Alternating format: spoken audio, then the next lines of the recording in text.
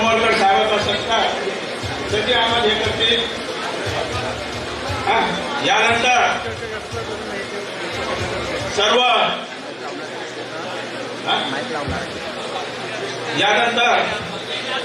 हा सत्काराचा कार्यक्रम संपन्न झालेला आहे.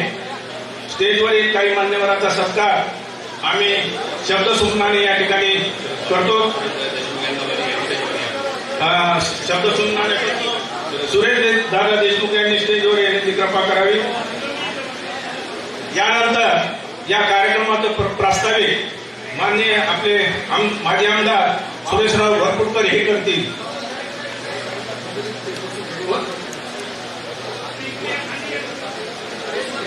साईडला जे थांबलेले आहेत त्यांनी डाव्या बाजूला खूप खुर्च्या आहेत, या ठिकाणी बसून देण्याची कृपा करावी. ओके.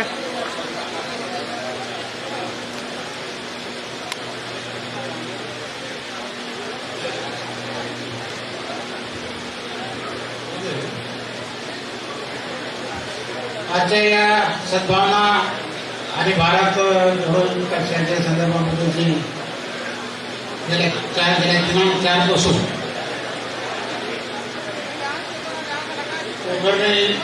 येथून जी रॅली सुरू झाली ती 22 फरवरीपर्यंत 22 किलोमीटरची काळ खूप चांगल्या पद्धतीने ती रॅली आज काल आपण या ठिकाणी काढली.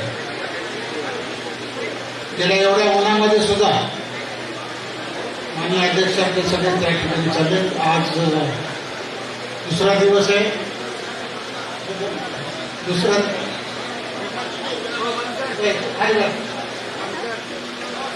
आज रॅलीचा दुसरा दिवस आहे आणि आज दुसऱ्या दिवसात सुद्धा पुन्हा शहरामध्ये खूप चांगल्या प्रकारची रॅली आज आपण या ठिकाणी आपल्या सगळ्याच्या प्रयत्नाने या ठिकाणी आली. तर या रॅलीला संबोधित करण्यासाठी महाराष्ट्र राज्याचे प्रभारी आदरणीय रमेश चंद्रजी आज या ठिकाणी आपल्याला मुद्दाम या ठिकाणी परभणीला आपण या ठिकाणी आले संविधान बचाव रॅलीच्या संदर्भामध्ये आणि तर यांच्या आपल्याला सर्वांना माहीत आहे गेले 4 टर्म ते पूर्ण महाराष्ट्रात त्यांच्या राजकीय खेळामधून ते MP म्हणून 4 वेळेस निवडून आलेले होते आणि आजही ते आमदार आहेत. त्यावेळेचे 6 टर्म झाल्या त्यांच्या आमदारीला आहेत. गेल्या अनेक दशकापासून रमेश चन्नादेवी सेंट्रल मिनिस्टर होते. रमेश चन्नादेवी आज आपण आणि आपलं भाग्य असं आहे की रमेश चन्नादेवीला आपल्या महाराष्ट्राचे प्रभावी या ठिकाणी आपल्याला आलेले आहे. सर्वसामान्य कार्यकर्त्याचा विचार सर्वसामान्यांना सांगून घेण्याचं काम सातत्याने रमेश चन्नादेवी आपल्या या ठिकाणी येत आहे. त्याचबरोबर आपल्या महाराष्ट्र राज्याचे काँग्रेस पक्षाचे सन्माननीय अध्यक्ष माननीय हर्षवर्धन पाटील साहेब, आपले विधानसभेचे गटनेते आणि आपल्या गेल्या विधानसभेचे विरोधी पक्षनेते सन्माननीय विजयराजे घोडवणे साहेब, त्यानंतर माननीय आपले खासदार माननीय चंद्रकांत हंडोरे साहेब, आपले माझे प्रदेशाध्यक्ष माणिकराव ठाकरे साहेब, खासदार प्रेमताई शिंदेताई, कुणाल चौधरीजी, व्यंकटेशजी, खासदार कल्याणजी काळे, खासदार रवींद्र चव्हाणजी, मोहनराव जोशी साहेब, आमचे मित्र राहुल बंद्रेजी, गोटेजी आणि सर्व माजी आमदार नामदेवरावजी पवार, शेख साहेब, वीरेंद्र जगतापजी, रमेश बागवे साहेब जे प्रभारी आहेत ते सर्व सन्माननीय मोदीजी, सर्व सन्माननीय मंचावर बसलेले सर्व मान्यवर, फार मोठ्या संख्येने महाराष्ट्रातून आलेले आणि परभणी जिल्ह्यातून आलेले आपले सर्व प्रमुख नेते मंडळी, कार्यकर्ते बंधूंनो, विविध राज्यातून आलेले सर्व पदाधिकारी, आपल्याला कल्पना असेल की महाराष्ट्र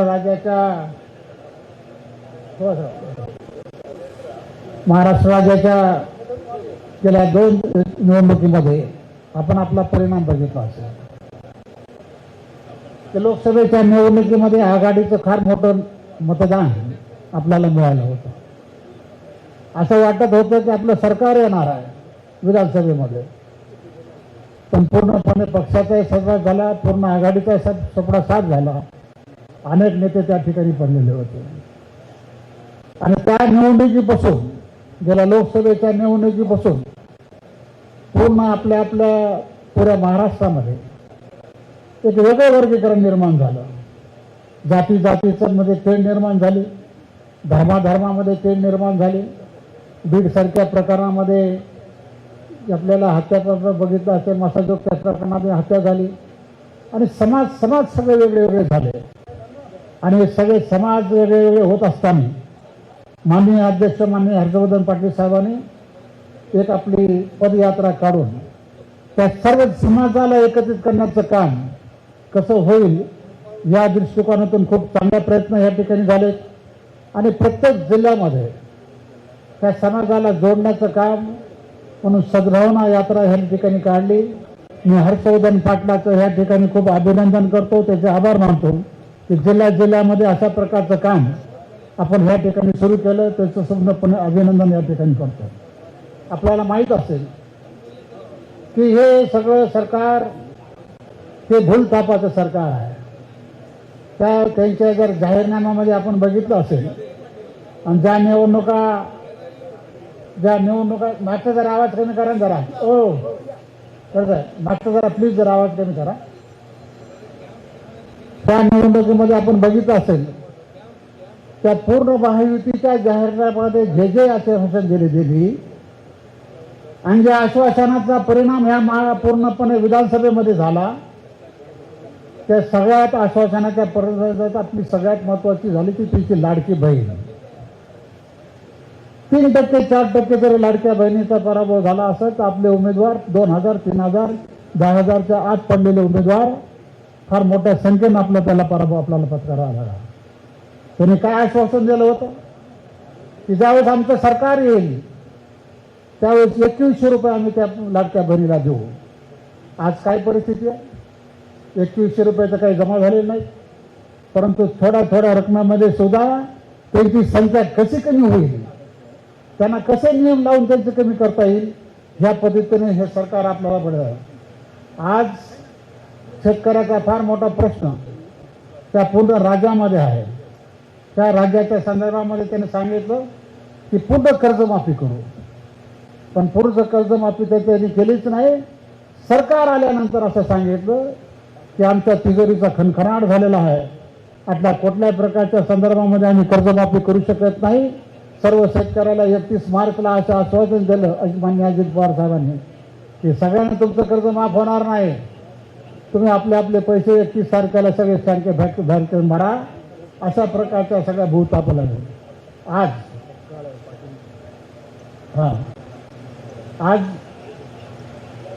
आज आपल्याला माहिती असेल की सोयाबीनच्या संदर्भामध्ये मराठवाड्यामध्ये फार मोठ्या प्रमाणामध्ये सोयाबीनचं पीक पिकलं जातं. आज सोयाबीनचं फार काय परिस्थिती आहे? 3940 आजही 4000च्या वर भाव नाही सोयाबीनचा. खरेदी केली 4800 रुपयांनी. जवळपास किमती वाढत चालल्या होत्या. अशा वेळेस त्या सरकारनं पूर्णपणे खरेदी केलेलं नाही सोयाबीन. एकरावर ठरवलं इतकं एकरा झालं तर इतकं तुम्हाला उत्पन्न होईल. आजही शेतकऱ्यावर फार मोठ्या प्रमाणामध्ये सोयाबीनच्या या ठिकाणी पसरलेलं आहे. म्हणून मी आपल्याला विनंती करतो, आज त्यांनी खरेदी केलेला माल ते मध्य प्रदेशमध्ये असेल, महाराष्ट्रात असेल, त्या ठिकाणी पूर्णपणे विक्रीला काढलेला आहे कमी किमतीमध्ये. आणि सोयाबीनच्या किमती सुद्धा फार घसरण्याचं काम आपण या ठिकाणी काम केलेलं आहे. म्हणून आता विजेच्या बिलाच्या संदर्भामध्ये घरगुती विजेच्या बिलामध्ये सुद्धा भारतच्या पूर्ण भाजपच्या अधिवेशनामध्ये झालं की 30% विजेचं बिल आम्ही माफ करू. माफ केलं नाही केलं, अशा अनेक भूलथापा देण्याचं काम या ठिकाणी आपण या ठिकाणी करत आलेलो. म्हणून या राज्यामध्ये धर्मामध्ये वेगवेगळ्या जातीमध्ये जे सलोखा निर्माण करण्याचं काम आपण या ठिकाणी केलं जाईल. आपल्याला कल्पना असेल की काल परवा पार्लमेंटमध्ये वक्फ बोर्ड निर्माण झालं. आपल्याला आमच्या विरोधात आपण सगळेच जण आपल्या जातीमध्ये विभागले गेलो.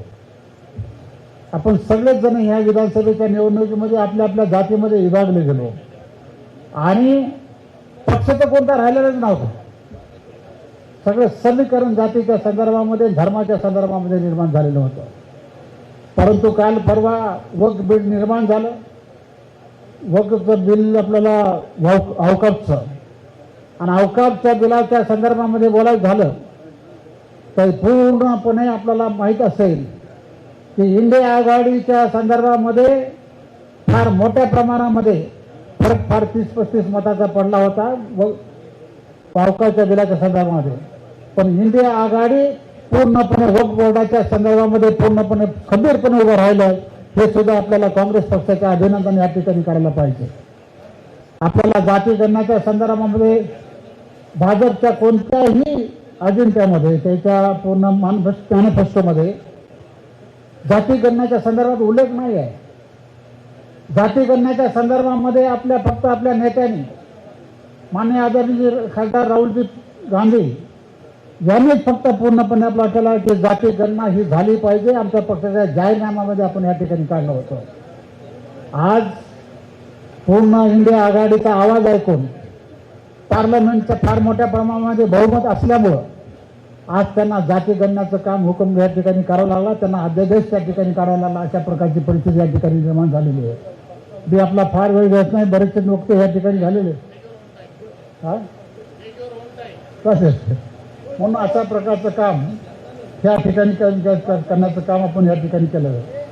आज मराठवाड्यामध्ये मी मराठवाड्याचा जास्त विचार करतो की मराठवाड्यामध्ये परळीमध्ये जी घटना घडली तिचे प्रसाद फार मोठ्या प्रमाणामध्ये आपल्या पूर्ण मराठवाड्यामध्ये नाही तर महाराष्ट्रामध्ये या ठिकाणी घडले.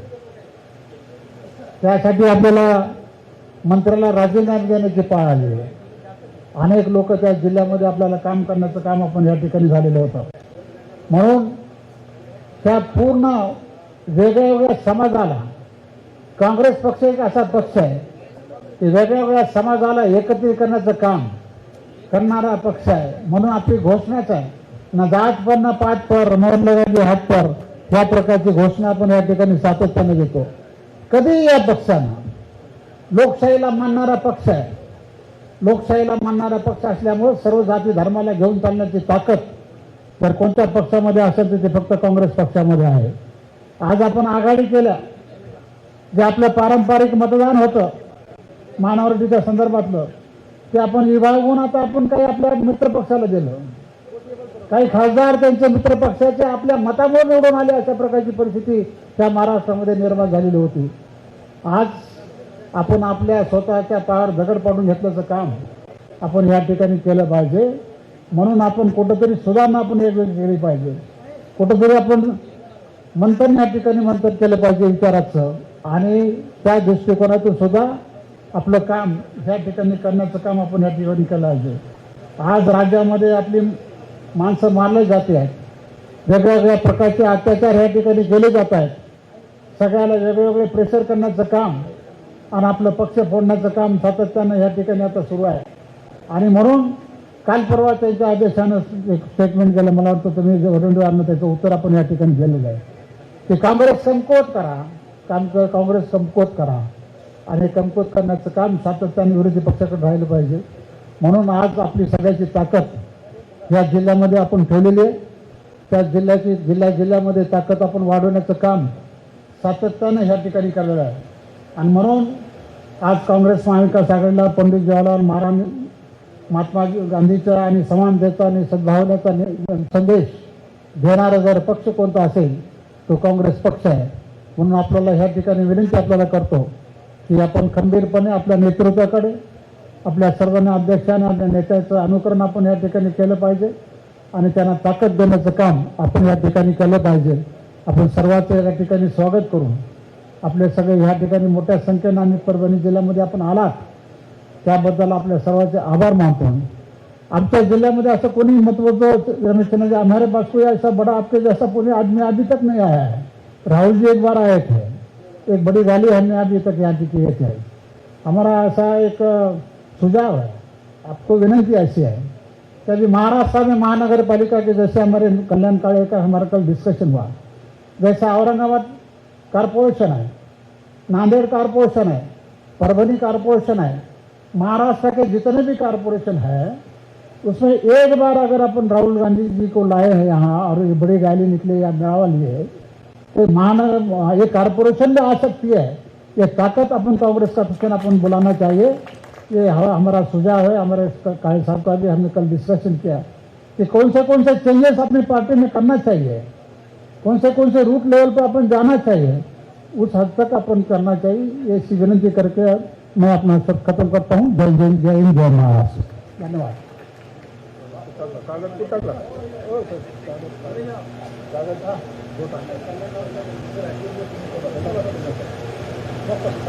आताच आपल्या जिल्ह्याचे आधी घ्यायची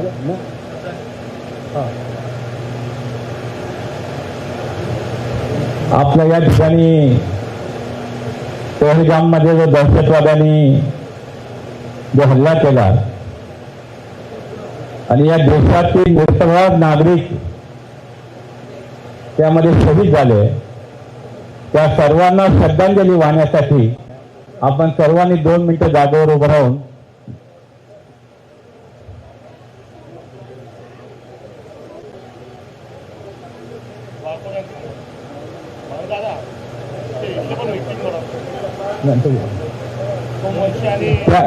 त्याच पद्धतीने याच परभणी शहरातील सोमनाथ सूर्यवंशीची हत्या या सरकारने केली आणि आमचा दुसरा एक साथीदार वाकुडे यांचे जे दुःखद निधन झालं, या सर्वांच्यासाठी आपण सर्वांनी 2 मिनिटं शांतपणे उभं राहून श्रद्धांजली अर्पण करावी।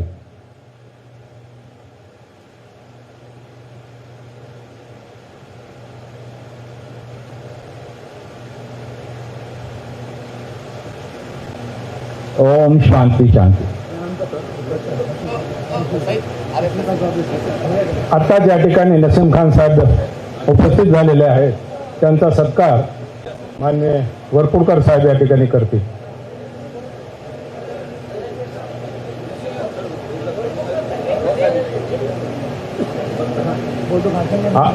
आताच वरपुडकर साहेबांनी या ठिकाणी प्रस्तावित केलेला आहे।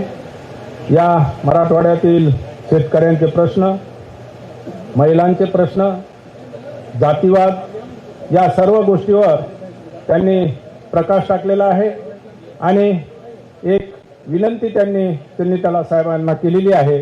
त्याला आमचा सर्व मराठवाड्यातील जनतेचा पाठिंबा आहे, एवढंच मी या ठिकाणी सांगतो। यानंतर माननीय खासदार कल्याणरावजी काळे साहेब हे आपले विचार या ठिकाणी प्रकट करतात।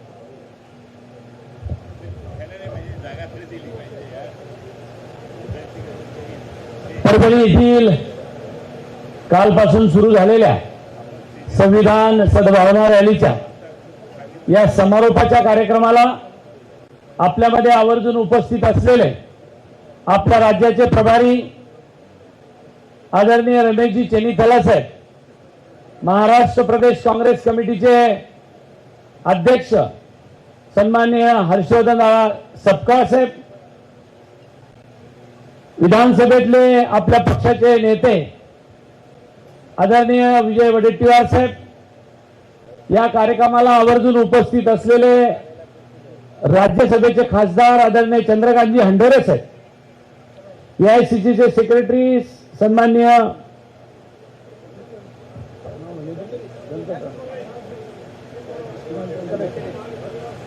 आदरणीय व्यंकटेश साहेब, खासदार आदरणीय प्रणितीताई शिंदे, खासदार आदरणीय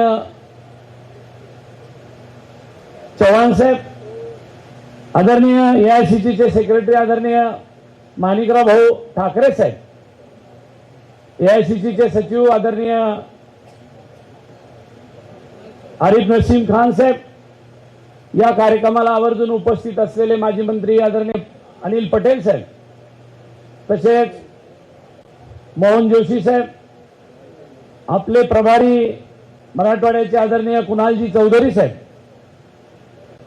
माजी आमदार राहुल बोंद्रे साहेब, आपल्या परभणीचे जिल्हा काँग्रेस कमिटीचे अध्यक्ष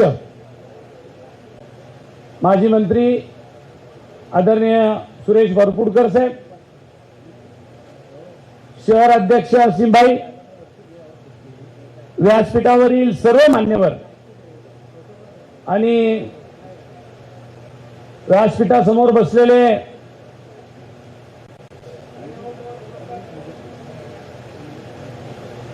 आदरणीय गणमान्य व्यक्तिमत्व, बंधू आणि भगिनी, मी सर्वप्रथम धन्यवाद देईल महाराष्ट्र प्रदेश काँग्रेस कमिटीला आणि महाराष्ट्र प्रदेश काँग्रेस कमिटीच्या अध्यक्षांना की आमच्या मराठवाड्यामध्ये मस्साजोग येथील प्रकरण घडलं, परभणी येथे प्रकरण घडलं आणि या प्रकरणामध्ये 100% दोष हा सरकारचा आणि सरकारच्या हस्तकांचा आहे. आणि एवढ्यावर थांबलं नाही तर पुन्हा जाती जाती धर्माधर्मामध्ये तेढ निर्माण करण्याचं काम या सरकारकडून या मराठवाड्यामध्ये केलं गेलं. आणि या मराठवाड्यातली जी साधू संतांची भूमी आहे त्या साधू संतांच्या भूमीला सुरुंग लावण्याचं काम या सरकारने केल्यानंतर खऱ्या अर्थाने प्रदेश काँग्रेस कमिटीने तो विडा उचलला आणि मराठवाड्यातच नाही तर महाराष्ट्रामध्ये गेल्या 10 वर्षापासून सातत्याने धर्मात आणि जातीत तेढ निर्माण करण्याचे जे प्रयोग केले जातात त्याच्यावर कायमचा उपाययोजना काढण्यासाठी म्हणून सद्भावना यात्रा, संविधान बचाव रॅली अशा पद्धतीचे उपक्रम हाती घेतले आणि पहिली यात्रा मस्साजोग ते बीड केली. मला धन्यवाद दिले पाहिजे सपकाळ साहेब आपल्याला की या निमित्ताने प्रत्येक जातीतला माणूस पुन्हा एकदा विचार करू लागला की अरे तुम्ही तर एकच होतो, हे मधल्या काळात आपल्याला काय झालं होतं आणि आपण का दुरावलो. हळूहळू पुन्हा पूर्वपदावरती परिस्थिती यायला लागली. आम्ही बीडच्या यात्रेला होतो, कालपासून परभणीत सकाळपासून पायी चालतोय, त्याही एक कालची पदयात्रा पाहिली, नाशिकला झाली, परवा परळीला झाली, त्याच्या अगोदर नागपुरात झाली. या सगळ्याचा परिणाम या महाराष्ट्रामध्ये हळूहळू लोकांना लक्षात यायला लागलं की आपल्या आपल्या जाती धर्मात ते निर्माण करून आणि आपल्यात आपसात भांडून आपल्याला यश मिळणार नाही. तर आपल्याला एकत्र येऊन काम केलं तर या परमपूज्य डॉक्टर बाबासाहेब आंबेडकरांनी जी घटना लिहून दिली त्या घटनेच्या प्रमाणे समतेचा संदेश हा सगळ्या जाती धर्मामध्ये पाठवण्याचं काम त्या सर्व धर्म समभाव असलेला पक्ष हे काँग्रेसच करू शकतो हे आता हळूहळू लोकांच्या लक्षात यायला लागले. आणि म्हणून मी फार लांबलचक भाषण या ठिकाणी न करता मी परत एकदा आपल्याला धन्यवाद तर देतोच, परंतु भाऊ काल आम्ही आपल्याला विनंती केली की छत्रपती संभाजीनगर औरंगाबादमध्ये महिन्यातून एकदा पाणी येतं. अशा परिस्थितीमध्ये आम्ही लवकरच तिथे एक मोठा मोर्चा आयोजित करतोय. त्या मोर्चाला सुद्धा आपण दिल्लीची वरिष्ठ मंडळी यावी अशी विनंती या कार्यक्रमाच्या निमित्ताने आपल्याला करतो. कारण 30 वर्ष झाली ती महानगरपालिका भारतीय जनता पक्ष आणि शिवसेनेच्या ताब्यात आहे. त्यातलाच एक पक्ष आज म्हणतो की मोर्चा काढतो आणि लबाडांना पाणी द्या म्हणतो. सत्य तेच होते 30 वर्षापासून. आता तेच आपसात एकमेकाला भांडून पाणी मागताय. खरं पाणी मागायचा अधिकार जनतेच्या बरोबरीनं कोण गेलं पाहिजे तर ते काँग्रेस पक्ष आम्ही म्हणून आम्ही गेलो पाहिजे आणि आपण या अशी अपेक्षा आपल्याकडनं व्यक्त करतो. एवढ्यावरच नाही तर त्याचबरोबर या सध्याच्या परिस्थितीमध्ये भाऊ आपल्याला शेतकऱ्यांच्या संदर्भातले विषय हाती घेऊन त्यांच्या बरोबरीने रस्त्यात उतरायची गरज सुद्धा या ठिकाणी निर्माण झालेली आहे. शक्तीपीठासारखा 80,000 कोटीचा मार्ग आमच्या मराठवाड्यातून जातोय, त्याला शेतकऱ्याचा प्रचंड विरोध आहे. त्याच्यासाठी सुद्धा एकदा काँग्रेसला रस्त्यावर उतरायची गरज आहे हे सुद्धा मला आपल्याला या ठिकाणी सांगितलं पाहिजे. कर्जमुक्तीची तर परिस्थिती वेगळीच आहे भाऊ, पण विमा सुद्धा काल त्यांनी सांगून टाकलं. पूर्वी 1 रुपयात आम्ही शेतकऱ्याचा विमा काढू म्हणून सांगितलं होतं, आता आम्ही विमा देणार नाही. शेतकऱ्यांनी त्याचा प्रीमियम भरावा. गारपीट झाली, अतिवृष्टी झाली तर विमा मिळणार नाही. क्रॉप कटिंगचे रिपोर्ट येतील त्याच्यावरच विमा मिळेल. असे वेगवेगळे प्रश्न आज शेतकऱ्याला भेडसावताय. अनेक दिवस घरात कापूस पडून राहिला, अनेक दिवस घरात सोयाबीन पडून राहिलं. अशा परिस्थितीमध्ये शेतकऱ्याला वाली कोणी नाही का, असा प्रश्न गेल्या 10 वर्षापासून शेतकऱ्याच्या समोर आव असून उभा आहे. आणि म्हणून शेतकऱ्यांच्या संदर्भात सुद्धा आपल्याला पुढे जावं लागेल, ही विनंती आपल्याला या कार्यक्रमाच्या निमित्ताने करतो. रोजगार हमी योजनेसारखी योजना आदरणीय सोनिया गांधी यांनी या देशभरात लागू करण्याची भूमिका घेतली. केंद्रातून निधी यायला लागला, पण आजही मस्तरवर मजुराला पैसे मिळत नाही.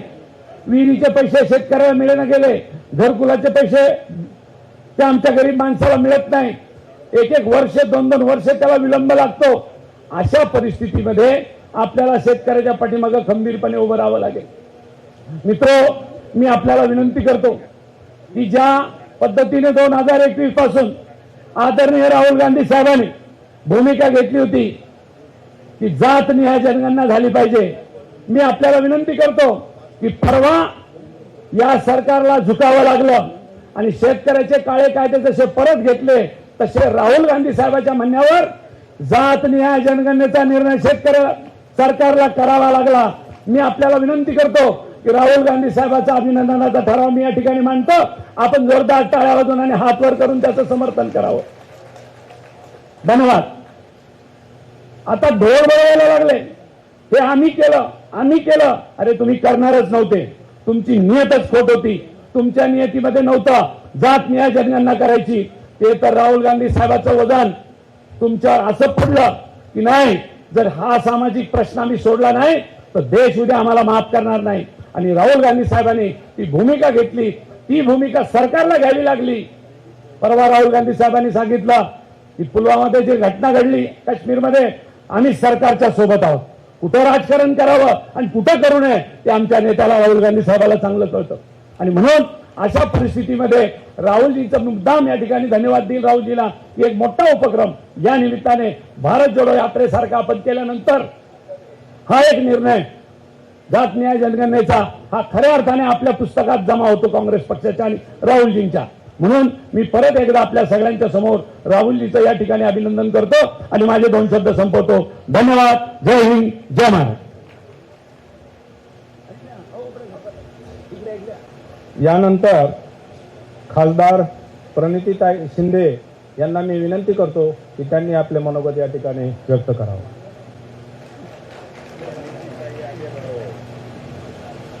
व्यासपीठावर उपस्थित आदरणीय चनितलाजी, आपले अध्यक्ष आदरणीय सपकाळजी, चंद्रकांत खांडोरेजी, आदरणीय बडेतिवारजी, CNP नेते आदरणीय व्यंकटेशजी, आदरणीय कुणाल चौधरीजी, आदरणीय माणिकराव ठाकरे साहेब, आदरणीय नसीम भाई, माझे सहकारी खासदार आदरणीय कल्याणराव काळेजी, आदरणीय रवींद्र चव्हाण साहेब, आदरणीय राहुल बोंद्रेजी, आदरणीय मोहन जोशीजी, उपस्थित व्यासपीठावर असलेले सर्वच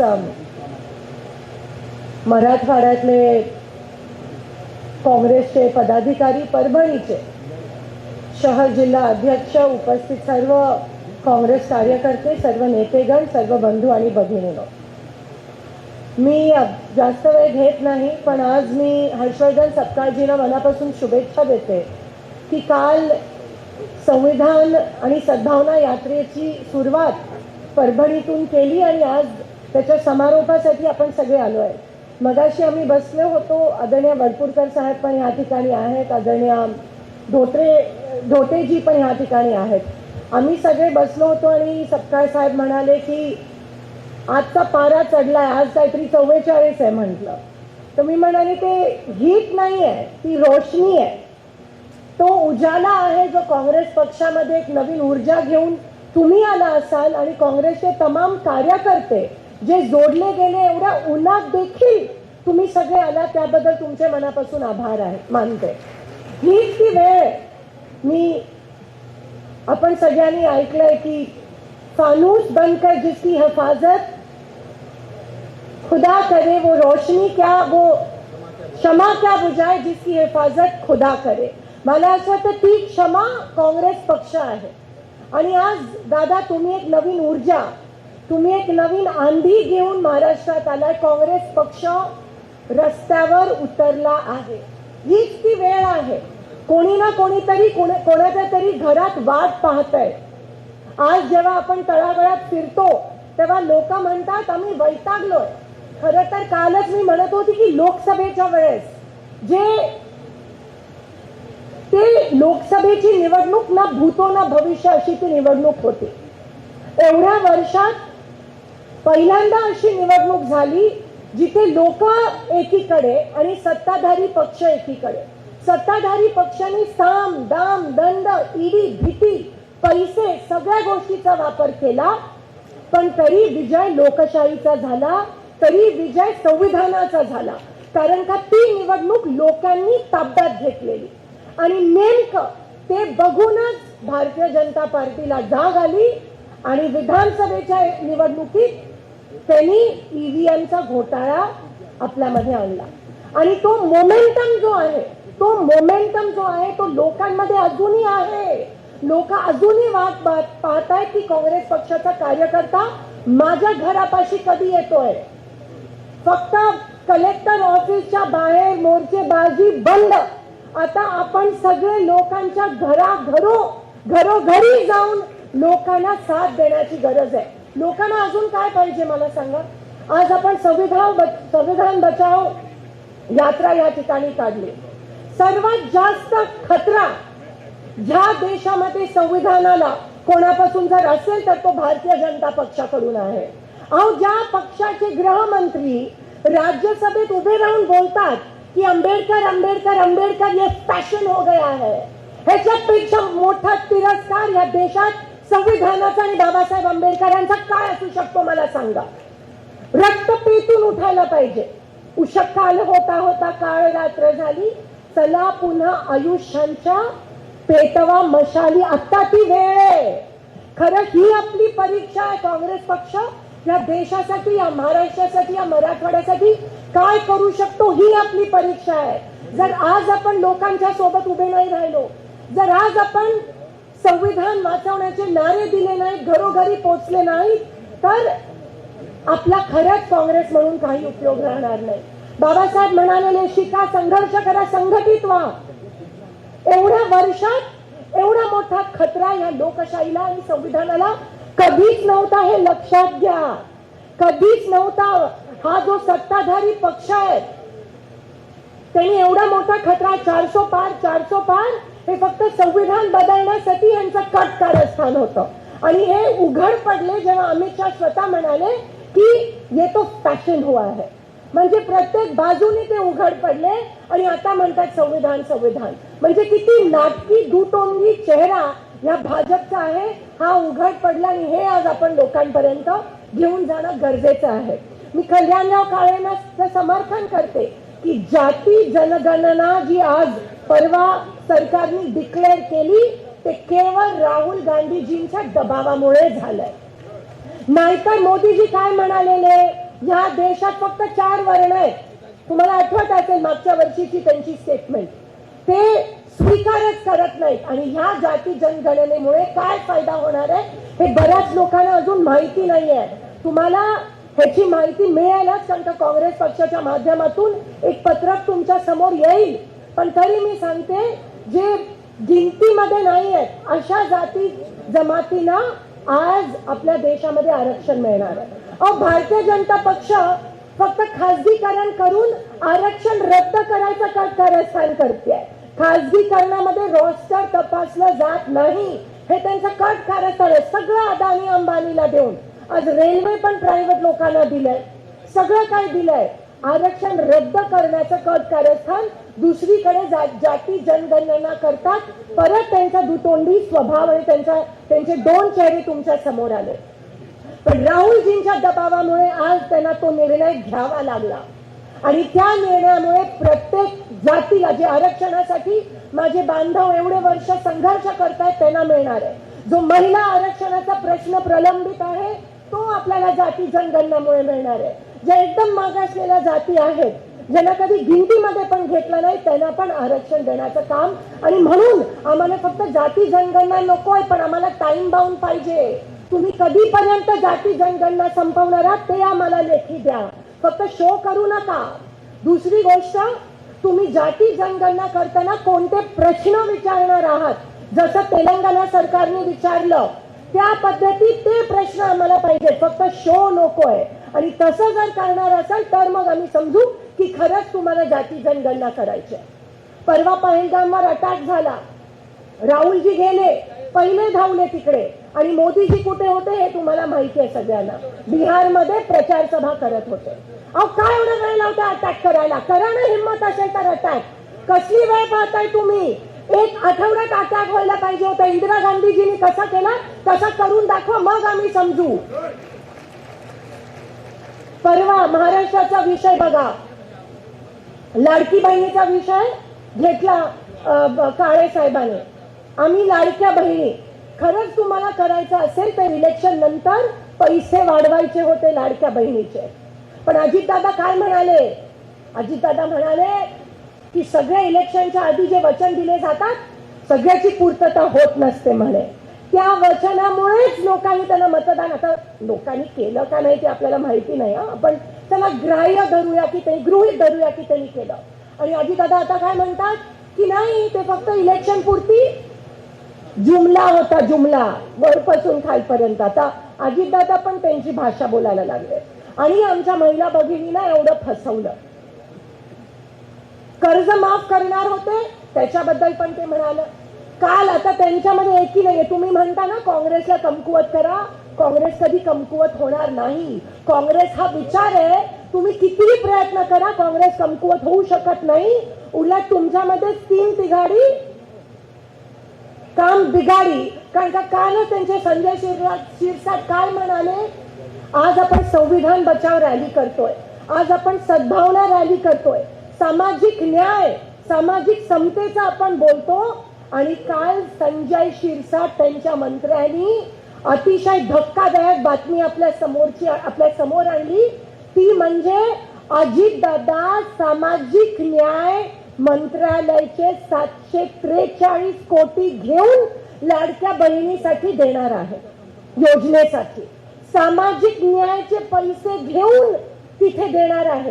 का हो तुम्ही? ठीक आहे, तुम्ही बहिणींना देता ना, तुम्ही आहात ना अर्थमंत्री, तुम्ही नियोजन नाही करू शकला? माझा महाराष्ट्र तुम्ही दिवाळखोर करताय. आणि संजय शिरसाट काय म्हणाले, सामाजिक न्याय मंत्रालय ह्या सरकारमध्ये फक्त नावापुरती आहे, तुम्ही बंदच का नाही करून टाका तेवढं जर नाटक करायचं असेल. हे शब्द ते अजितदादांना म्हणाले. एकमेकांना चॅलेंज करतायत आणि आपल्या हिस्साचे, मागासवर्गीयांच्या हिस्सांचे पैसे हे दुसरीकडे वळवण्याचं कट कारस्थान हे सरकार करतंय. जर आज कोणी कमकुवत असेल तर तुम्ही आज भारतीय जनता पक्ष आणि त्यांचे सगळे मित्र पक्ष. आणि माझ्या महाराष्ट्राला कमजोर बनवण्यात तुम्ही कारणीभूत आहात. आज माझ्या महाराष्ट्रामध्ये 4 वर्षाच्या चिमुकलींवर अत्याचार होतोय कारण का तुमची महिलांच्या विरोधातली जी विचारसरणी आहे ना, आरएसएसची विचारसरणी जी महिलांना तुच्छ समजणारी आहे ती खालपर्यंत चालली आणि म्हणून 4 वर्षांच्या मुलींवर अत्याचार होतोय. आज संतोष देशमुखला ज्या प्रकारे मारलं आणि त्याचे व्हिडिओ ह्या महाराष्ट्राच्या गृहमंत्र्याकडे पण होते, मुख्यमंत्र्याकडे पण होते. आणि ते व्हिडिओ बघून सुद्धा आपल्या सगळ्यांच्या अंगावर काटा आला. पण जवळजवळ 1 महिना ते व्हिडिओ बघून सुद्धा मुख्यमंत्री आणि उपमुख्यमंत्री हसत होते. म्हणजे निगरगट्ट सरकार झाली आहे. आणि राजीनामा तर एवढे वर्ष एवढे महिने घेतला नाही, तो व्हिडिओ बाहेर निघाल्यावर तो राजीनामा घ्यायची वेळ आपण त्यांच्यावर आणली. एका दलित माणसावर पोलीस कस्टडीमध्ये हत्या होते मारहाणीमुळे, त्याला हार्ट अटॅक होतो. पण देवेंद्र फडणवीस विधानसभेमध्ये ऑन रेकॉर्ड म्हणतात की त्याची पोलीस कस्टडीमध्ये मारहाणीमुळे नाही, पण त्याला म्हणजे एवढं खोटं जर हे सरकार बोलत असेल तर खरंच एवढं निगरगट्ट हद्दीच राहिली नाहीये, आत्मा राहिली नाहीये या लोकांमध्ये. आणि माझ्या महाराष्ट्राला, माझ्या पुरोगामी महाराष्ट्राचा वाटोळा लावण्यात हे सरकार कारणीभूत आहे. ही वेळ, अशा वेळेस काँग्रेसनी त्यांच्या विरोधात उभं राहायला पाहिजे, एकमेकांच्या सोबत उभं राहायला पाहिजे. आज पीएम किसानची निधी शेतकऱ्यांना मिळत नाहीये. 6,000 महिन्याला तुम्ही आम्हाला भीक देता का? महाराष्ट्राच्या शेतकऱ्याला तुम्ही भिकारी समजता. 6,000 मध्ये एका खताचं पोतं पण येत नाही त्या ठिकाणी, आणि त्याच्यावर जीएसटी.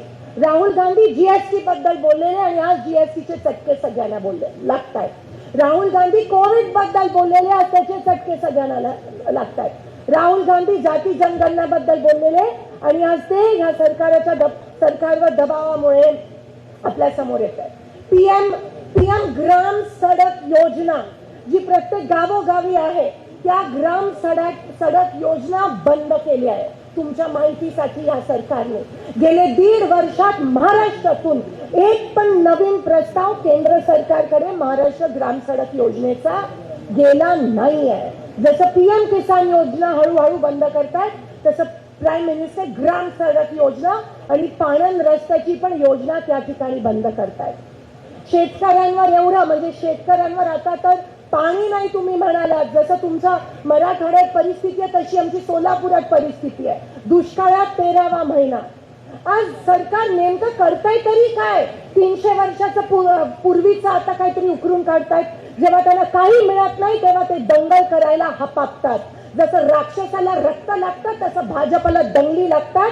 जेव्हा त्यांना दुसरा काही अजेंडा मिळत नाही तेव्हा ते पेटवा पेटवीचं राजकारण हे भारतीय जनता पक्ष करते. आणि माझ्या देशात ज्या देशाचा डीएनए हा सर्वधर्म समभावचा आहे, आपला डीएनए सर्वधर्म समभावचा आहे, या देशामध्ये दंगलीचं राजकारण, जातीवादीचं राजकारण, धर्मांतर राजकारण विष पेरवतायत आणि तो एवढा मोठा पाप हे सरकार या देशावर करतायत. आपण गप्प बसू शकत नाही. आपण जेव्हा गप्प बसतो तेव्हा तो सर्वात मोठा अपमान संविधानाचा होतो, हे लक्षात घ्या. संविधान वाचवणं म्हणजे फक्त रॅली पुरती मर्यादित नाहीये. जेव्हा मी तुमच्याशी येऊन बोलते, जेव्हा तुम्ही माझ्याशी बोलतात, तेव्हा लोकशाही जिवंत राहते. जेव्हा काँग्रेस पक्ष रस्त्यावर उतरतो, लोकांशी संवाद साधतो, तेव्हा लोकशाही जिवंत राहते. जेव्हा एक माणूस बोलून 10,000 लोकांच्या समोर भाषण देतो त्याला लोकशाही म्हणत नाही, तेव्हा त्याला हिटलरशाही म्हणतात. पण जेव्हा आम्ही खांद्याला खांदा लावून लोकांच्या सोबत चालतो त्याला लोकशाही म्हणतात. आणि आज लोकशाही जर आपण जिवंत ठेवली नाही तर या देशात कोणीही नाहीये लोकशाही जिवंत ठेवण्यास. म्हणून आज संकल्प करूया लोकशाही जिवंत ठेवण्यासाठी. संविधान वाचवण्याचं काम हे प्रत्येक काँग्रेसच्या कार्यकर्त्याचं आहे. चला घरोघरी जाऊन ती ज्योत पेटवूया, संविधान जिवंत ठेवूया, या देशामधली लोकशाही जिवंत ठेवूया.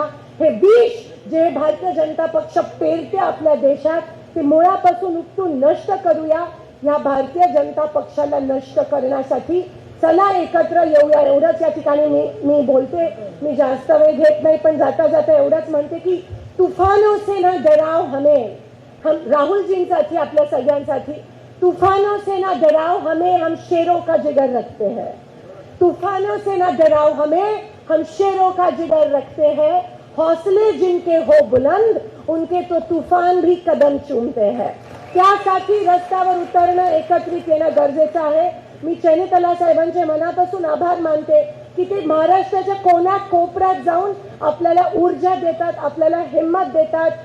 आणि हर्षवर्धन दादा, तुमच्या समोर मोठं आव्हान आहे, पण आम्ही सगळेजण तुमच्या खांद्याला खांदा लावून हे आव्हान पूर्ण करून या देशात, या राज्यात पुन्हा एकदा काँग्रेसची सत्ता आणूयात आणि पुन्हा एकदा काँग्रेसच्या कार्यकर्त्याची कॉलर टाईट करूया. एकच फाईट आणि एकच फाईट, वातावरण टाईट करूया, एवढे या ठिकाणी सांगते आणि आपल्या सगळ्यांची रजा घेते. धन्यवाद. जय हिंद, जय महाराष्ट्र, जय संविधान, जय भीम.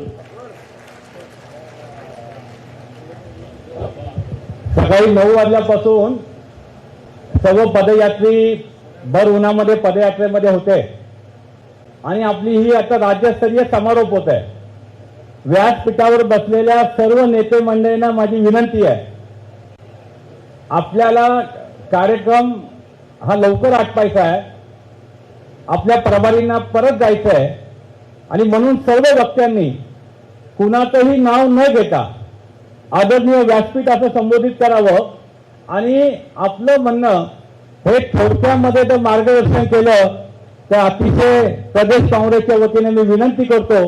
आणि या राज्याचे माजी मंत्री, अखिल भारतीय काँग्रेस महासमितीच्या वर्किंग कमिटीचे सदस्य माननीय नसीम खान भाई यांना विनंती करतो की त्यांनी आपल्याला या ठिकाणी संबोधित करावं.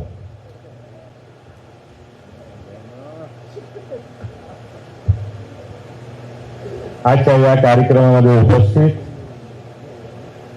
आमच्या सर्वांचे नेते, काँग्रेसचे, अखिल भारतीय काँग्रेसचे या राज्याचे प्रभारी आदरणीय रमेश चन्नकलाजी, राज्याचे प्रांताध्यक्ष हर्षवर्धन सकपालजी, सीएलपी नेते या राज्याचे श्री विजयजी वडेट्टीवार, कार्य समितीचे सदस्य खासदार चंद्रकांत हंडोरेजी,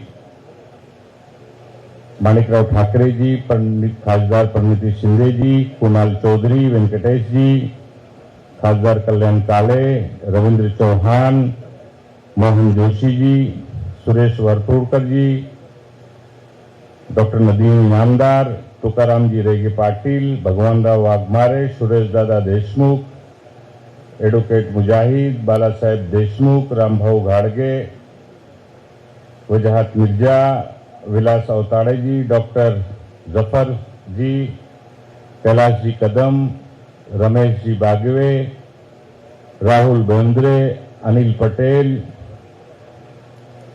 सुभाषराव जी, अमित जनक, नामदेवराव पवार, एम शेख, वीरेंद्र जगताप जी, एडव्होकेट गणेश पाटील जी,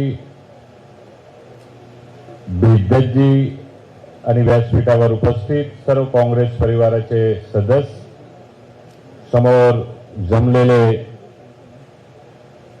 काँग्रेस पक्षाचे सर्व पदाधिकारी आणि काँग्रेस परिवाराचे सर्व सदस्य, बंधू आणि भगिनींनो, तरुण मित्रांनो, आज या जिल्ह्याची सद्भावना यात्राचा समारोप या सभाच्या माध्यमातून होत आहे.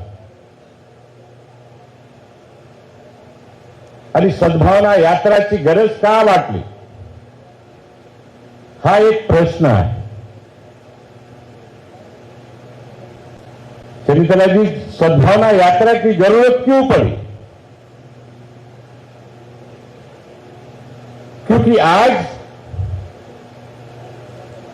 जात जात में, धर्म धर्म के बीच में भेदभाव पैदा करने का काम देश में भारतीय जनता पार्टी और आरएसएस के लोग कर रहे हैं. एक तरफ भारतीय जनता पार्टी और संघ के लोगों की बांटने की कोशिश कर रहे हैं. राहुल गांधी जी, कांग्रेस पार्टी लोगों को जोड़ने का काम कर रही है. ये कांग्रेस और भारतीय जनता पार्टी के बीच का अंतर है. ये फर्क है कांग्रेस और भारतीय जनता पार्टी में. संघ और बीजेपी तोड़ती है और कांग्रेस पार्टी जोड़ने का काम करती है. आपने पिछले दिनों देखा, भारत जोड़ो यात्रा हो, भारत जोड़ो न्याय यात्रा हो, राहुल गांधी जी ने धूप की परवाह किए बगैर, बरसात की परवाह किए बगैर, ठंड की परवाह किए बगैर, अपनी जान की परवाह किए बगैर उन्होंने भारत जोड़ो यात्रा पूरे देश में करने का कीर्तिमान अगर किसी ने किया है तो कांग्रेस के नेता राहुल गांधी जी ने किया. आज संविधान यात्रा, संविधान रैली हो रही है. जब जब इस देश को बचाने की बात आती है, देश की एकता को मजबूत करने की बात आती है, देश के सर्वधर्म समभाव को मजबूत करने की बात आती है, सबसे पहले आपको अगर आगे कोई देश में दिखाई देता है तो कांग्रेस के नेता और कांग्रेस का कार्यकर्ता दिखाई देता है. कांग्रेस सत्ता के लिए नहीं जीती. कांग्रेस सत्ता की लालच में राजनीति नहीं करती, बल्कि कांग्रेस इस देश को मजबूत करने वाली राजनीति करने का काम करने वाली पार्टी रही है. इसका इतिहास आपने देखा है. यहां पर बहुत सारे हमारे लोगों ने बहुत सारी बातें की हैं, महाराष्ट्र में क्या हो रहा है, किस तरह से सरपंच देशमुख जी की हत्या हुई, किस तरह से पुलिस की कस्टडी के अंदर सूर्यवंशी जी की जाने गई, यहां पर सरकार को कोई फर्क नहीं पड़ा। अगर दोनों परिवार को न्याय देने की लड़ाई लड़ने का काम अगर इस महाराष्ट्र के अंदर किसी ने किया, शुरू किया, तो कांग्रेस पार्टी ने शुरू किया और राहुल गांधी जी खुद यहां पर चल के आए और सूर्यवंशी जी के परिवार को जाकर मिलकर ढांढस दिलाने का काम किया। आज पूरे महाराष्ट्र के अंदर जिस तरह से सरकार बनी है, महाराष्ट्र में जिस तरह से वोटों की चोरी करके सरकार बनाई गई है और चुनाव के पहले जिस तरह से भारतीय जनता पार्टी और उनके युति के सभी साथियों ने वादा किया था, उस वादे को जिस तरह से तोड़ने का काम भारतीय जनता पार्टी और उनके साथियों ने किया है, आने वाले दिनों में आप देखना महाराष्ट्र की जनता चुन चुन के इनसे हिसाब लेने का काम करेगी। मैं ज्यादा समय नहीं लेना चाहता। आज संविधान बचाने की लड़ाई पूरे देश में कांग्रेस पार्टी, राहुल गांधी जी, खड़गे जी, रमेश चेन्नीताला जी, कांग्रेस पार्टी के एक एक नेता पूरे देश में कर रहे हैं। संविधान में सब कुछ है। अगर हमारा संविधान बचेगा तो हमारा सद्भाव मजबूत होगा, हमारा संविधान बचेगा तो हमारा किसान मजबूत होगा, हमारा संविधान बचेगा तो हमारा युवा मजबूत होगा, और हमारा संविधान बचेगा हर जाति और समाज और धर्म के लोगों को न्याय मिलेगा। ये वो संविधान है जो संविधान बाबा साहब अंबेडकर जी ने इस देश को दिया है और कांग्रेस पार्टी ने इसको लागू किया है इस देश के अंदर। आज जाति जनगणना की बात बहुत जोर शोर से हुई। भारतीय जनता पार्टी की सरकार ने निर्णय लिया, जब 4 साल पहले राहुल गांधी जी ने कहा था कि इस देश के गरीब, दबे हुए, कुचले हुए लोगों को अगर न्याय देना है तो जाति न्याय जनगणना होना चाहिए, कास्ट वाइज सेंसस होना चाहिए। तब जाकर पता चलेगा कि इस देश में कौन सी जाति का पिछड़ापन कितना है। उसको देश की मुख्य धारा में लाने के लिए योजनाएं कैसी बनानी है।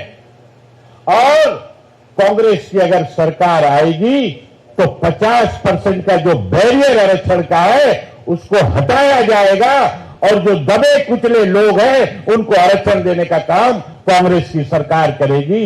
ये मुद्दा, ये मांग कांग्रेस ने, राहुल गांधी जी ने, खड़गे जी ने लोकसभा के अंदर, लोकसभा के बाहर, पिछले लोकसभा चुनाव में घोषणा पत्र के माध्यम से देश की जनता को बताने का काम किया था।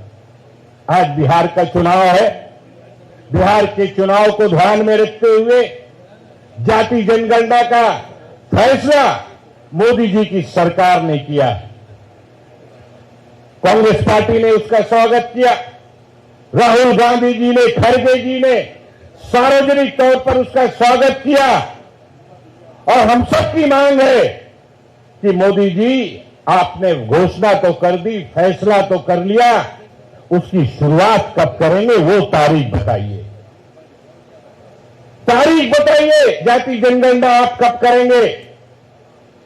और उसके साथ साथ ये भी फैसला कीजिए कि 50% जो आरक्षण का बैरियर है उसको भी सरकार हटाएगी, ताकि जाति गणना होने के बाद जो समाज को मुख्य धारा में लाने के लिए आरक्षण देने का काम हो उसको किया जा सके। ये फैसला भी मोदी जी की सरकार को करना होगा।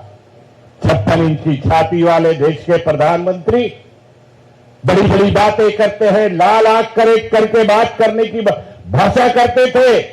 12 दिनों से हमारे देश के भारतीय जिस तरह से सीमा पार के आतंकवादियों ने हमारे 26 बेगुनाह लोगों की जानें ली हैं, आज देश का हर नौजवान देश का हर नागरिक बेचैन है। खाली टेलीविजन के ऊपर जंग हो रही है। मोदी जी कब हमला करेंगे, कब हिसाब लेंगे? अगर आपसे नहीं होता तो आप छोड़ दीजिए। देश का 140 करोड़ हिंदू और मुसलमान, सिख और ईसाई अगर सीमा पे जाके ये करेगा तो पाकिस्तान बढ़ जाएगा। ये इस देश के लोगों के अंदर ताकत है। कितना दिन लगेगा? कांग्रेस पार्टी ने, सारे विपक्षी पार्टियों ने आपको पूरी तरह से ताकत देने का काम किया, साथ देने का वादा किया। खड़गे जी ने, राहुल जी ने कहा, मोदी जी, प्रधानमंत्री जी, सीमा पार जो भी आपको कार्रवाई करने का निर्णय लेना है आप लीजिए। कांग्रेस पार्टी और पूरा विपक्ष आपके साथ है। आखिर 12 दिन हो गया, 13 दिन हो गया, लोग रोज पूछते हैं कि क्या हो रहा है, कब कार्रवाई होगी, कब बदला लिया जाएगा, कब हिसाब चुकता किया जाएगा, कब सबक सिखाया जाएगा पड़ोसी राज्य को। मैं ज्यादा लंबी बात नहीं करना चाहता, मी एवढंच मला सांगायचं आहे। हर्षवर्धन जी, तुमचा खूप खूप अभिनंदन आणि धन्यवाद।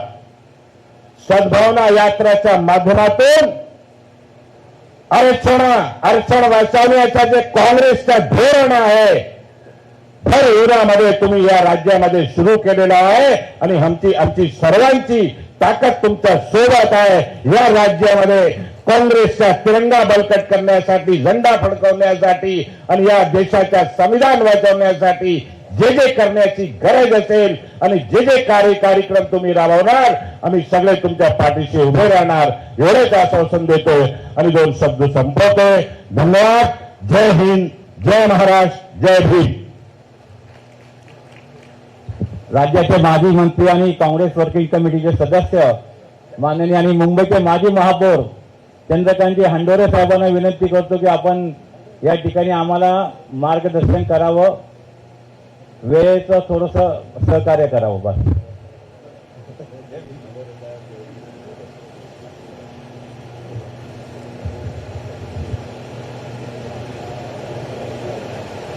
महाराष्ट्राचे प्रभारी आणि ऑल इंडिया काँग्रेस कमिटीचे सदस्य माननीय चेनिथालाजी, महाराष्ट्र प्रदेश काँग्रेस कमिटीचे अध्यक्ष सन्माननीय हर्षवर्धनजी सकपाळ,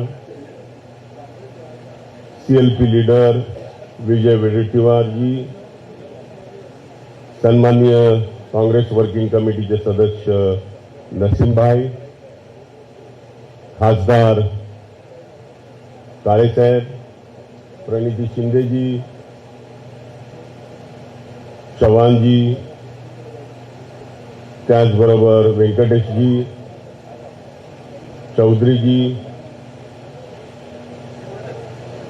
सन्माननीय जोशीजी, मंचावर उपस्थित जिल्हा काँग्रेस कमिटीचे अध्यक्ष सन्माननीय माजी मंत्री सुरेश वरपुडकरजी, शहर काँग्रेस कमिटीचे अध्यक्ष सन्माननीय इनामदारजी, मंचावर उपस्थित सर्वच मान्यवर, समोर बसलेल्या बंधू आणि भगिनी, हर्षवर्धन सकपाळजी यांच्या नेतृत्वाखाली महाराष्ट्र प्रदेश काँग्रेस कमिटीचं काम सुरू आहे। गेल्या महिन्याभरापासून त्यांनी महाराष्ट्रामध्ये जिल्हानिहाय विविध कार्यक्रमाचं आयोजन केलेलं आहे। मागच्या 10-15 दिवसापूर्वी त्यांनी बीड जिल्ह्यामध्ये सद्भावना यात्रा काढली। आज या ठिकाणी परभणीमध्ये कालपासून संविधान बचाव रॅली आणि सद्भावना यात्रा या 2 दिवस उन्हातानामध्ये त्यांनी काढली आणि या संविधान यात्रेमध्ये आपण सर्वांनी पदाधिकाऱ्यापासून कार्यकर्त्यांपर्यंत भर उन्हामध्ये आपण ही रॅली सक्सेस करून दाखवली, त्याबद्दल मी आपल्या सगळ्यांना मनापासून धन्यवाद देतो। बंधू आणि भगिनी, या देशामध्ये भारतीय जनता पार्टीचं राज्य आल्यापासून, त्यांचं सरकार आल्यापासून या देशातल्या जनतेला वेगवेगळ्या माध्यमातून वाटण्याचं काम सुरू केलेलं आहे. कधी जातीच्या नावाखाली, कधी धर्माच्या नावाखाली, कधी पंथांच्या नावाखाली या देशामध्ये अराजक माजवण्याचं काम सत्तेच्या आडून भारतीय जनता पार्टी, RSS, विश्व हिंदू परिषद, बजरंग दल या तत्सम संघटनाच्या माध्यमातून या देशामध्ये सुरू आहे. आणि त्याला खतपाणी घालण्याचं काम मोदी आणि शाह ही जोडगोळी करत आहेत, त्यांच्या जोडीला भागवत आहेत. कारण नसतानाही सुरू झालेलं आहे. या देशातल्या जनतेला फसवून तुम्ही सत्ता घेतली. लोकांना सांगितलं 15 लाख रुपये देतो, लोकांना सांगितलं, बेरोजगारांना सांगितलं 2 कोटी नोकऱ्या देतो, आणि आमच्या जनतेनं सुद्धा या आश्वासनाला साथ दिली आणि तुमचं सरकार आणलं. 15 लाखही गेले, नोकऱ्या गेल्या, शेतकऱ्यांची शेती गेली, हे सगळं ठप्प झालं. आता लोक विचारतायत की कुठे आहेत 15 लाख, कुठे आहेत बेरोजगारी, 2 कोटी नोकऱ्या. त्यांना सांगण्यासाठी काही शिल्लक राहिलेलं नाहीये. आणि म्हणून मग आपसामध्ये भांडण तंटा कसा लावून देता यावा, धर्माधर्मामध्ये भांडणं कशी लावून देता येतील, याचं कट कारस्थान त्यांनी सुरू केलेलं आहे. परंतु या देशातली जनता सूज्ञ जनता आहे. मागच्या वेळेस त्यांचं सरकार बहुमतानं दिलं, पण यावेळेस त्यांनी वेगळंच कट कारस्थान रचलं. या देशातलं संविधान, या देशाची राज्यघटना बदलण्यासाठी त्यांनी ज्यावेळेस प्रयत्न सुरू केला, त्यावेळेस जनतेच्या लक्षात आलं आणि जनतेच्या लक्षात आणून देण्याचं काम आमचे नेते राहुलजी गांधी यांनी संविधान भारत जोडो यात्रेच्या निमित्तानं करून दाखवलं. आणि त्यामुळं भारतातले लोक यांच्या दबावाला बळी पडले नाहीत. अबकी बार 400 पार हा नारा धुळीच मिळवला जनतेनं आणि 240च्या वर त्यांना जाऊ दिलं नाही. आणि म्हणून अशा पद्धतीने हे सगळं सुरू झालेलं आहे. हे थांबवण्याची आवश्यकता आहे. सद्भावनेची गरज काय, संविधान बचाव रॅलीची गरज काय आहे. या देशाला हजारो वर्ष दीपस्तंभासारखी मार्गदर्शन करणारी राज्यघटना परमपूज्य डॉक्टर बाबासाहेब आंबेडकरांनी देशांच्या नेत्यांना बरोबर घेऊन या ठिकाणी या देशाला दिली. जगातली सगळ्यात मोठी लोकशाही या देशाला दिली. आणि या राज्यघटनेच्या माध्यमातून सर्व धर्म समभावाची भूमिका राज्यघटनेनं दिलेली आहे. सर्वांना समान अधिकार दिलेले आहेत, सर्वांना समान न्याय देण्याचं काम केलेलं आहे. प्रत्येक धर्माला मुभा दिलेली आहे, प्रत्येक धर्माला स्वतंत्र दिलेलं आहे. आणि असं असताना मग संविधान बदलायची गरज काय तुम्हाला. या लोकांना माहिती आहे की या देशामध्ये पुन्हा एकदा मनुवाद आणायचा आहे, मनुवादी राज्यघटना निर्माण करायची आहे आणि पुन्हा या देशामध्ये ब्राह्मण्यवाद निर्माण करायचा आहे. बाबासाहेब आंबेडकरजी असोत किंवा आणखी नेते असोत, त्या काळामध्ये ब्राह्मण समाज सुद्धा या देशाच्या लोकशाहीमध्ये समाविष्ट झालेला होता, त्यांना सामावून घेतलेलं होतं. परंतु याच्यातले काही ब्राह्मण्यवाद जोपासण्याचा ज्यावेळेस प्रयत्न करतात आणि ते प्रयत्न करताना दिसतंय कोण, तर मोदी आणि शाह, त्यांची RSS असे जे ब्राह्मण्यवादी माणसं आहेत या देशाची वाट लावायला निघालेली आहेत. आणि म्हणून आमचे नेते राहुलजी गांधी यांना वाटलं की आता या देशाचे तुकडे पाडण्याच्या ऐवजी या देशाला एक संघ आणि एकात्मतेकडे घेऊन जाण्यासाठी आपल्याला या देशामध्ये प्रयत्न करायला लागतील. आणि म्हणून त्यांनी जवळजवळ 3-4 महिने काश्मीर पासून ते कन्याकुमारीपर्यंत दिवसाची रात्र आणि रात्रीचा दिवस करून या देशाचं ऐक्य होणे मजबूत आहे. या देशामध्ये सद्भावना वाढणं आवश्यक आहे. या देशातली अहिंसा वाढणं आवश्यक आहे. आणि म्हणून माणसामध्ये सद्भाव निर्माण झाला पाहिजे, यासाठी त्यांनी यात्रा काढली. त्या यात्रेमध्ये त्यांनी संविधानाचं महत्व लोकांना समजून सांगितलं. भारत जोडो न्याय यात्रेमध्ये सुद्धा त्यांनी संविधानाचं महत्व अधोरेखित केलं.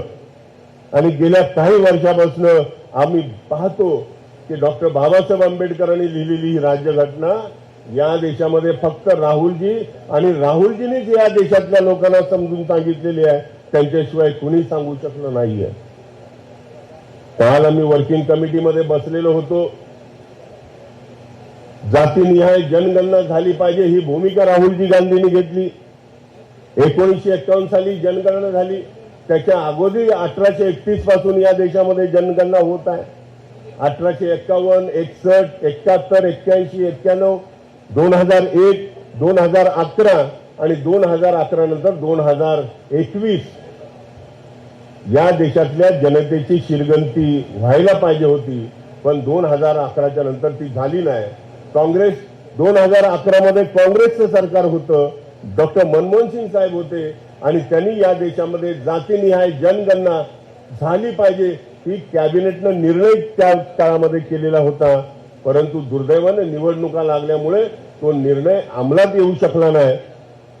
आणि मग 2021च्या या जनगणनेमध्ये जातनिहाय जनगणना करावी लागेल असं भाजपाला वाटलं आणि म्हणून 21 ते 25 4 वर्ष म्हणजे ते 10 वर्ष आणि हे 4 वर्ष 14 वर्ष त्यांनी या देशामध्ये जाती जनगणना केलेली नाहीये. आणि म्हणून राहुलजी आणि काँग्रेस समिती आणि काँग्रेसचे देशभरातले कार्यकर्ते यांनी सांगितलं की या देशातल्या प्रत्येक माणसाला तो कळला पाहिजे तो कुठे आहे, त्याची परिस्थिती काय, सामाजिक परिस्थिती काय, आर्थिक परिस्थिती काय, शैक्षणिक परिस्थिती काय, त्याच्या चालीरीती काय, त्याचा रीतिरिवाज काय, हे सगळं त्या माणसाला कळलं पाहिजे.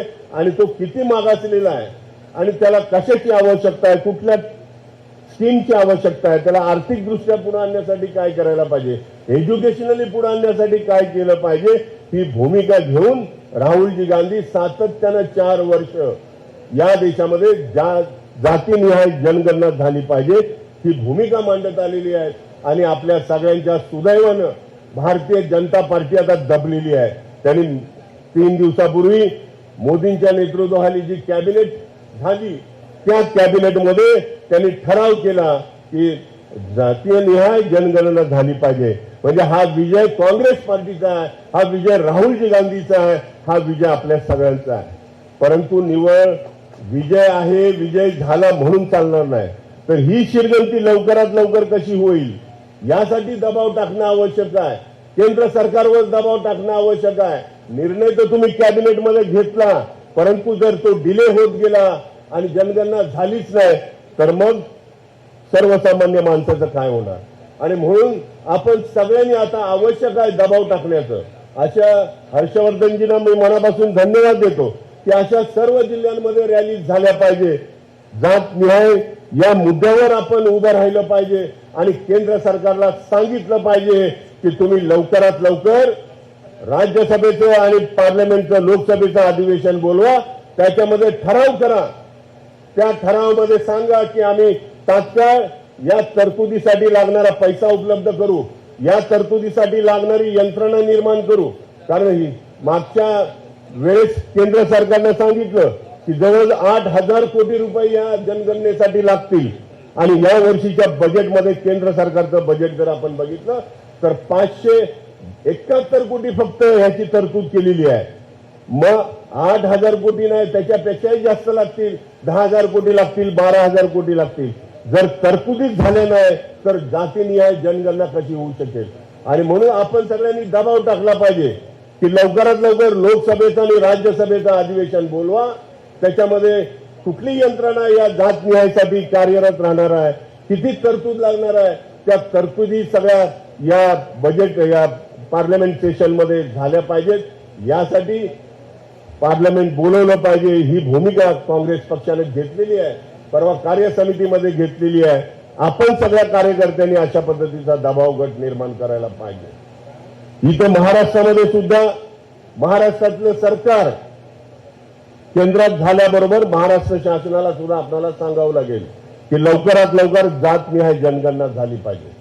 मी आपला जास्त वेळ घेत नाही, परंतु या ठिकाणी बीडमध्ये जे हत्याकांड झालं, या ठिकाणी परभणीमध्ये आंबेडकरी चळवळीतले ज्येष्ठ नेते विजय वाकोडे हे या आंदोलनामध्ये सहभागी होताना त्यांचा मृत्यू झाला, अकाली निधन झालं त्यांचं. सूर्यवंशी, सोमनाथ सूर्यवंशीला पोलीस कस्टडीमध्ये पोलिसांनी मारल्यामुळे त्याचा मृत्यू झाला. महाराष्ट्राला काळिमा फासणाऱ्या ह्या घटना आहेत. महाराष्ट्रामध्ये सर्व धर्म समभावाची भूमिका ज्यावेळेस आपण लोकांच्या समोर मांडतो त्यावेळेस जाती जातीतला दंगा खतम झाला पाहिजे. धर्माधर्मातली तेढ निर्माण न करता सर्व धर्म समभावाची भूमिका आपण स्वीकारणं आवश्यक आहे. आपण स्वीकारतो, परंतु या महाराष्ट्रातलं शासन हे भ्रष्टाचारी शासन आहे. यांना जनतेचं काही पडलेलं नाहीये. यांना जाती जातीमध्ये दंगा कसा करता येईल, प्रशासनाच्या माध्यमातून यांना दाबता कसं येईल, प्रशासनाची दादागिरी कशी यांच्यावर थोपवता येईल, यासाठी यांचा प्रयत्न आहे. आणि म्हणून हा प्रयत्न हाणून पाडण्यासाठी आपण सगळ्यांनी प्रयत्न करायला पाहिजे. या सोमनाथ सूर्यवंशीच्या हत्याकांडामध्ये ज्या पोलिसांचा हात आहे त्यांना तात्काळ सजा झाली पाहिजे. त्यांना अजूनही त्यांनी 5 लाख स्वीकारलेले नाहीयेत. विजय वाकोडेजी यांनाही 5 लाख रुपये अनुदान मिळालेलं होतं, त्यांच्या कुटुंबाने स्वीकारलेलं नाही. याचाच अर्थ असा आहे की या महाराष्ट्राचं प्रशासन हे ठप्प झालेलं आहे. त्यांना याबद्दल काही आस्था राहिलेली नाही. आणि म्हणून आमचे महाराष्ट्राचे अध्यक्ष यांनी मला सांगितलं, हंडोरेजी, सरकारनं विजय वाकोडेचं स्मारक बनवू नाहीतर न बनवू, परंतु आपण काँग्रेस पक्षाच्या वतीनं विजय वाकोडे यांच्या घराच्या समोर जी मोकळी जागा पडलेली आहे त्या ठिकाणी त्यांचं स्मारक काँग्रेस पक्षाच्या वतीनं उभं करू, अशी विनंती, अशी सूचना त्यांनी मला दिली. आणि म्हणून मी आपल्याला सांगू इच्छितो आपल्या सगळ्यांना की माझा खासदार निधी आहे, मग त्या खासदार निधीसाठी किती पैसा लागला विजय वाकोडेंचं स्मारक बनवण्यासाठी, तरी अध्यक्षाने जे सांगतील त्या पद्धतीनं ते स्मारक होईल असं आश्वासन देऊन या ठिकाणी मी थांबतो. धन्यवाद. जय हिंद. आपण लवकरच या कार्यक्रमाचा समारोप करणार आहोत. तर मी महाराष्ट्र प्रदेश काँग्रेसचे माजी अध्यक्ष, माजी मंत्री आणि गोवा राज्याचे काँग्रेसचे प्रभारी माननीय माणिकरावजी ठाकरे साहेबांना विनंती करतो की त्यांनी आपल्याला या ठिकाणी संबोधित करावं. प्रभारी सन्माननीय संगीतालाजी, प्रांताध्यक्ष सन्माननीय हर्षवर्धनजी, आपले विधान सभा परिषदेचे सिव्हिल लीडर इंदुबारजी, सन्माननीय हंडोरेजी, सन्माननीय नसीम खानजी आणि सर्व जे सचिव आहेत आमचे ऑल इंडिया काँग्रेस कमिटीचे, चौधरीजी, व्यंकटेशजी, सर्व सन्माननीय खासदार, दोन्ही आमचे सुरेश वरपुडकर, इनामदारजी आणि सर्व उपस्थित या ठिकाणी काँग्रेस, युथ काँग्रेस, महिला काँग्रेस, सेवा दल, एनएसयूआय आणि सर्व विभागाचे सर्व सन्माननीय अध्यक्ष, त्यांचे सर्व पदाधिकारी आणि माझ्या सर्व मित्रांनो, सर्वप्रथम मी हर्षवर्धनजी सप्रा यांचे मनापासून आभार व्यक्त करतो की त्यांनी संपूर्ण महाराष्ट्रामध्ये सद्भावना यात्रा ज्या वेगाने सुरू केली आणि अत्यंत महत्वाची अशा प्रकारची भूमिका त्यांनी घेतलेली आहे. आणि त्यांच्या नेतृत्वाखाली आणि रमेशजी चिन्नीथाले यांच्या मार्गदर्शनाखाली निश्चितच महाराष्ट्रामध्ये काँग्रेस पक्ष परत झेप घेईल याबद्दलची खात्री तुम्हाला सर्वांनी साथ देणं गरजेचं आहे. जी कार्यक्रम त्यांनी देत आहेत प्रदेशमध्ये त्यामध्ये प्रामुख्यानं सद्भावना यात्रा असेल, संविधान बचाव असेल किंवा आपल्या संपूर्ण याच्यामध्ये आरक्षणाच्या संदर्भामध्ये किंवा जनगणनेच्या संदर्भामध्ये जी भूमिका त्यांनी या ठिकाणी मांडतील त्याला प्रत्येकाने साथ देण्याची गरज आहे, ती आपण सर्वांनी द्यावी अशा प्रकारची अपेक्षा करतो. सुरेश वरपुडकरजी या ठिकाणी आहेत. काही लोक विनाकारण सुरेशजी कुजबूज करतात की सुरेशजी सुद्धा पक्षातून जातील.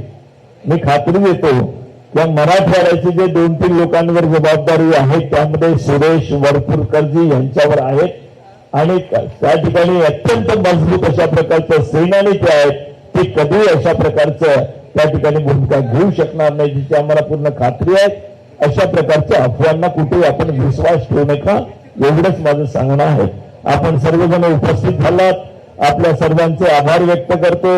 इनामदार आपल्या शहराचे तर तुम्ही जाणार नाही ना? नाही, देशमुख तुम्ही नाही जाणार, तुमचे अध्यक्ष नाही जाणार, याची खात्री कोणीही जाणार नाही, त्याची खात्री आम्हा सर्वांना आहे. आपल्या सर्वांना मी शुभेच्छा देतो.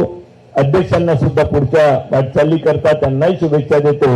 आणि 2 वाजता रमेशजींना जायचं आहे, मलाही त्यांच्या सोबतच जायचं आहे. त्यामुळं जास्त वेळ न घेता या ठिकाणी माझं बोलणं थांबवतो. सर्वांना शुभेच्छा. धन्यवाद. काँग्रेस विधिमंडळ पक्षाचे गटनेते, माजी विरोधी पक्षनेते, माजी मंत्री आणि काँग्रेसची बुलंद तोफ विजय वडेट्टीवार विनंती करतो.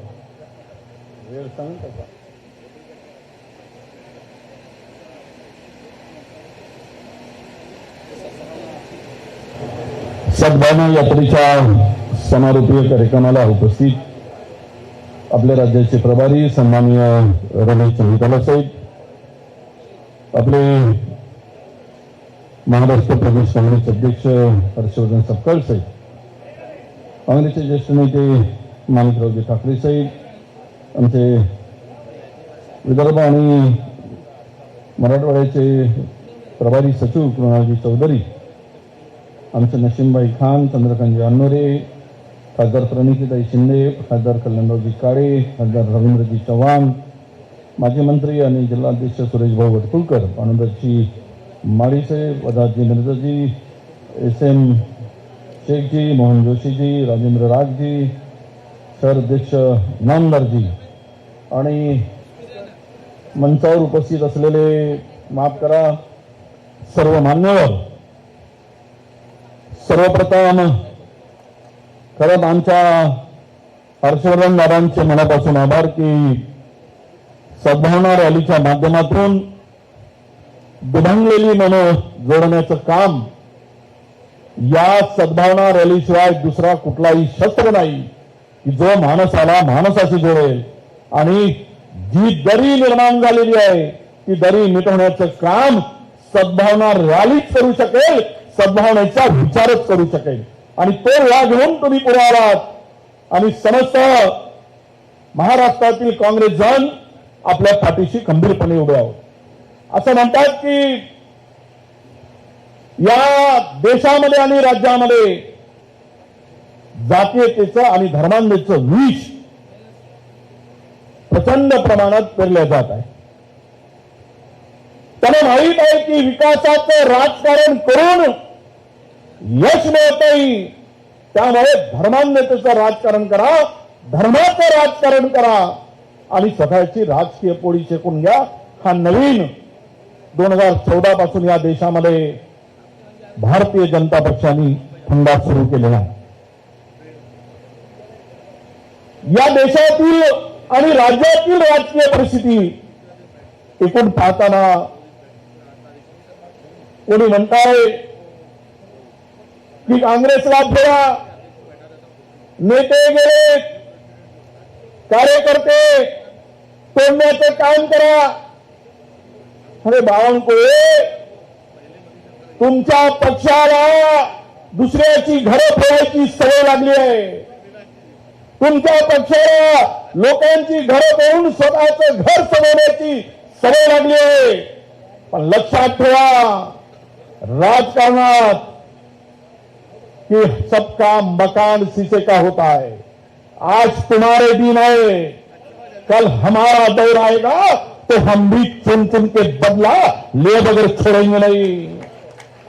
आणि यासाठी मी एक खरं म्हणजे आमच्या मित्रांना सांगतोय की आजकाल काही लोकांच्या दारेच्या उभा जोरात सुरू आहे. अरे क्या सोचते हो ये? अरे बड़ा नौकर बनने से छोटा मालिक बनना,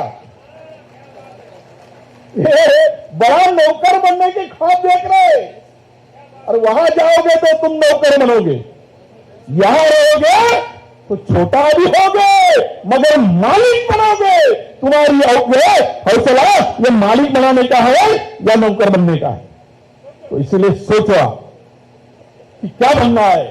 अरे वाह, क्या स्थिति है. कल देखा आपने शिंदे जी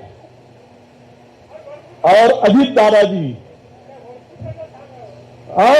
नाही देशमुखांनी आणि वडपुडकरांनी आपसात बसून सांगायचं असते.